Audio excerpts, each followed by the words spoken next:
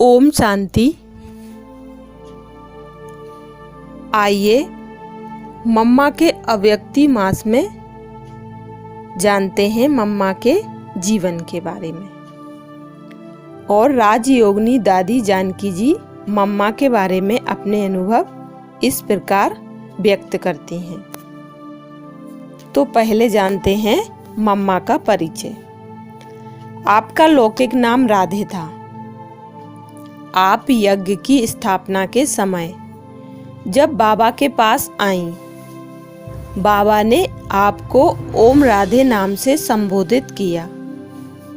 बाबा ने अपनी सारी संपत्ति कन्याओं माताओं की जिस कमेटी के आगे समर्पित किया, आप उस कमेटी की हेड थीं। बाबा ने आपको कन्याओं माताओं की संभाल करने, यज्ञ को सुचारू रूप से चलाने तथा मातृ स्नेह एवं पालना देने के निमित्त बनाया। इसलिए आपको नाम मिला जगदम्बा सरस्वती, ब्रह्मा की पहली मुख संतान। बाबा ने आपके भविष्य को देखते हुए आपको साक्षात्कार कराया कि आप राधे ही भविष्य की अनुराधे अथवा श्री लक्ष्मी बनने वाली हैं। इसी आधार से आपके अंदर वे सब लक्षण आते गए और आपने यज्ञ माता बन यज्ञ वत्सों की पालना की। आपकी वाणी में अति मधुरता और स्पष्टता थी, जो हर एक उसे सहज समझकर ग्रहण कर लेता। आप योगनिष्ठ थीं। आपको सदा हाजी का पाठ पक्का था। बाबा के मुख से जो निकला वह बिना कुछ सोचे आप तुरंत कर लेती। आप में पवित्रता का ऐसा बल था जो आसुरी वृत्तियों वाली आत्मा सामने आते ही परिवर्तन हो जाती।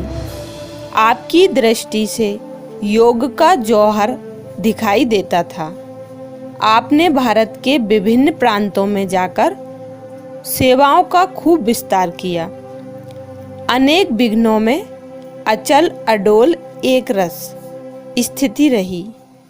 आप 24 जून 1965 में अव्यक्त वतनवासी बन गई। अब राजयोगिनी दादी जानकी जी मम्मा के बारे में अपने अनुभव इस प्रकार व्यक्त करती हैं। गुप्त पुरुषार्थी। मम्मा की कितनी महिमा करें, वो तो है ही सरस्वती माँ। मम्मा में सतयुगी संस्कार इमर्ज रूप में देखे। बाबा की मुरली और मम्मा का सितार बजाता हुआ चित्र आप सबने भी देखा है।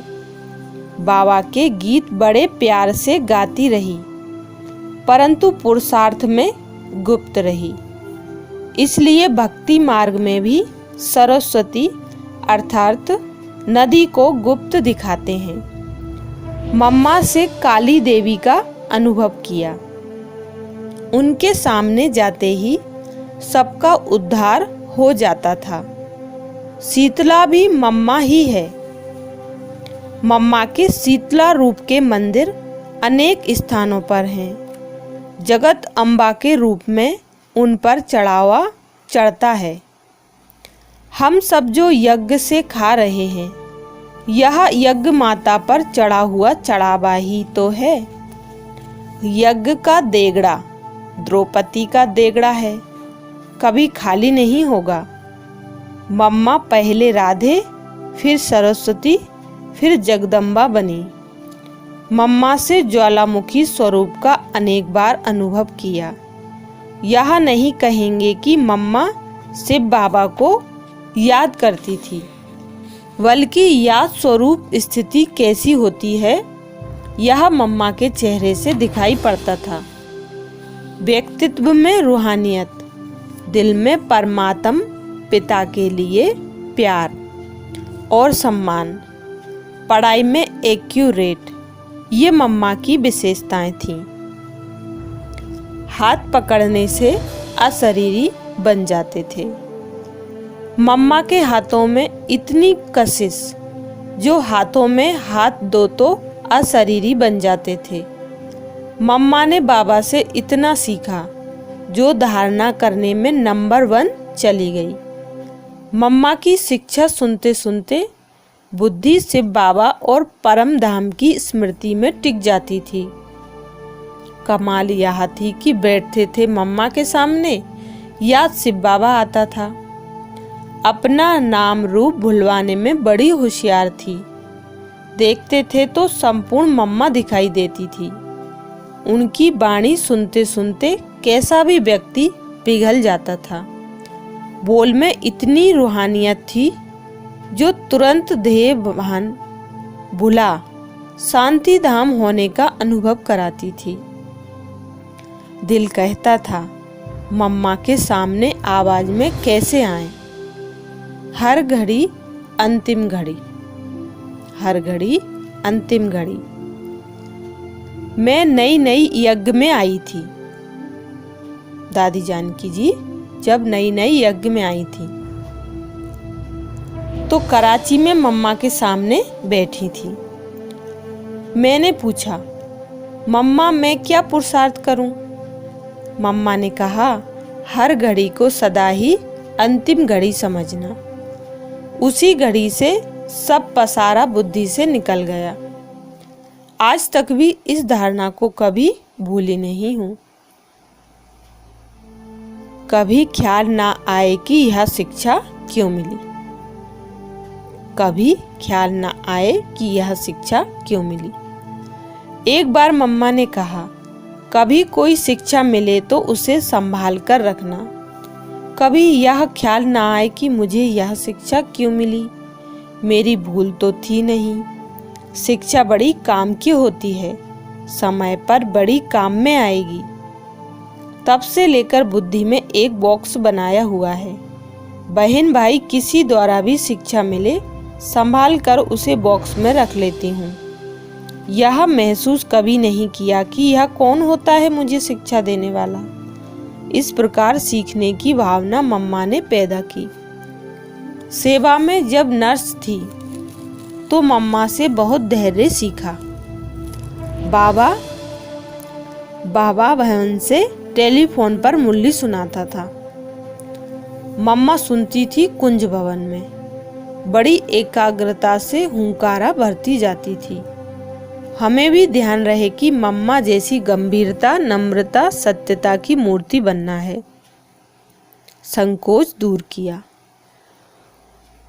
संकोच दूर किया। एक बार एक सखी को ऐसे ही सुनाया मैंने कि मैं मम्मा से थोड़ा डरती हूँ। सखी ने मम्मा को सुनाया। फिर मम्मा हाथ पकड़कर टेनिस कोर्ट में चलते चलते पूछने लगी, आप मेरे से डरती हो? मैंने कहा, डरती तो नहीं हूँ, शायद संकोच करती हूँ बात करने में। उसी घड़ी मम्मा ने मेरा संकोच दूर कर दिया, बहुत हल्का कर दिया। उस दिन के बाद भाग्य खुल गया। मैं नर्स थी। मम्मा राउंड लगाने आए तो भी मेरा हाथ हाथ में ले ले। जब भी सामने जाऊं बोले, आओ बैठो। बाबा ने अपने समीप लाया। सम्मुख और समीप रहने से समान बनना सहज हो गया है। उतावली से, फोर्स से कभी मम्मा ने नहीं बोला। वे सेकंड में समझ जाती थी कि अब इसके व्यर्थ ख्यालात शुरू हैं। मीठा इतना बोलती थी मानो लोरी दे रही हो, परंतु उस लोरी में नींद नहीं आती थी, बल्कि आत्मा उठकर खड़ी हो जाती थी। व्यर्थ का समापन कर देना सामने बिठाकर, यह मम्मा में देखा। ड्रामा के पट्टे पर अडिग अडोल, ड्रामा के पट्टे पर अडिग अडोल। दृष्टि से ही सब कुछ सिखा देना, यह मम्मा को आता था। मैंने पूछा, मम्मा मुझे क्या करना है? पहले तो बताया नहीं, फिर बोली सब ठीक है। फिर इशारे से कहा, किसी का अवगुण चित्त पर रखती हो? उसी दिन से कान पकड़ लिया। शांत चित्त उदार चित्त तब बनेंगे जब चित्त साफ होगा। योग बल क्या होता है, मम्मा से सीखा है। पूना में 1.5 महीना मम्मा हमारे पास थी। लगता नहीं था कि मम्मा के शरीर को कोई तकलीफ है। शांतामणि दादी के लिखे हुए मुरली के नोट्स रोज मम्मा के पास आते थे। नोट्स पढ़ती थी, बाबा की मुरली पढ़ती थी, टेप भी सुनती थी। भले ही रात के 11 बज जाएं, फिर भी मुरली पढ़ने का नियम पक्का था। मम्मा बाबा की आज्ञाकारी, चाहे कुछ भी हो जाए, अचल अडोल रहने वाली थी। किसी के शरीर छोड़ने का समाचार सुनाओ तो बोलेंगी, अच्छा ड्रामा। मम्मा बेंगलोर गई थी। वहाँ के भाई बहनों को मम्मा से बहुत प्यार मिला तो छुट्टी देते समय सबकी आंखें भर आईं। मम्मा उसी अचल अवस्था में रहीं। फिर हमारे पास पूना आई। भाई बहनों ने पूछा, यहाँ से जाकर हमें भूल जाएंगी? मम्मा ने कहा, और क्या करेंगी? मम्मा ड्रामे के पट्टे पर अडेग अडोल रहती थी। इनको होवे तो पता चले, इनको होवे तो पता चले। बाबा जब मुंबई में ऑपरेशन कराने आए थे, हम भी वहीं थे। कई लोग पूछते थे, क्या आपके गुरु हैं ये? तब बाबा ने कहा, बोलो बाप दादा हैं। तब से बाप दादा नाम प्रचलित हो गया। बाबा ऑपरेशन कराने हॉस्पिटल में अपने कमरे में आए। शरीर चद्दर से ढका पड़ा था। कहने लगे, मुझे कलम दो, मुरली लिखूं। 6 पेज की मुरली लिखी। कितना बाबा का प्यार हम बच्चों से है।